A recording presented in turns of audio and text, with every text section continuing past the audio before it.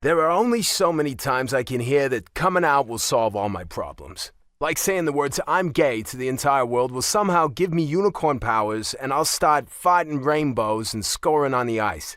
I love my family, but for the love of Gretzky, they need to get over it. I have, I think. Okay, probably not. My boyfriend left me because he hated being referred to as my roommate all the time, and somehow that makes me the bad guy. I mean, I know I'm not the good guy either, but Ash and I didn't deliberately set out to hurt each other. We were just really good at it. My family, especially my ma, thinks if I come out to the world, there'll be a domino effect and I won't be the only gay guy in hockey for long.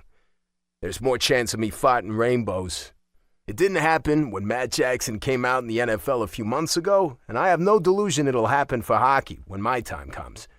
I followed Matt's story, and it wasn't pretty.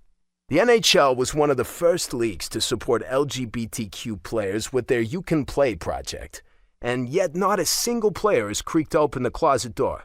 And my career doesn't need the added pressure of being the first one. I don't want to be the NHL's first pancake. Last thing I want to do is yell out in the middle of the locker room, "Oh, by the way, I'm gayer than a leather daddy convention."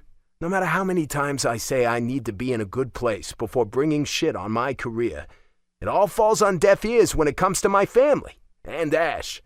I'm not out, so I shouldn't get shiny things like happiness to play with. That's what they seem to think. And that's why I'm hiding in the bathroom of this dingy bar/restaurant before we've even been served dinner. We came to the Honey Bee so the whole family could be together. Ma already complained she doesn't see us all enough, but in our defense, we're 5 dudes with shit going on in our lives. I think she's more upset she doesn't get to dote on all of us now we're grown-ups.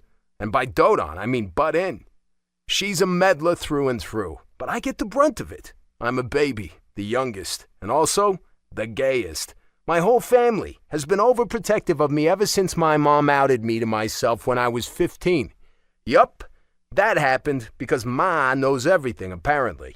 Tonight, all I've heard is how lost Ash is without me and how relationships need compromises to work. Be the person that you needed growing up, struggling to believe you could be anything you wanted to be, she said not 10 minutes ago. Changing Gus Kent-worthy quotes to suit my situation doesn't help, Ma. When I'd stared at my brothers to get any of them to back me up, they all sipped from their drinks and avoided eye contact.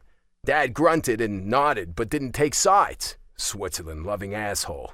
Okay, my dad's not an asshole, but I'm frustrated. The door to the bathroom opens, and I assume it's one of my brothers come to check on me as per Ma's orders. "I've been waiting for you." I turn and come face to face with someone who is definitely not one of my brothers.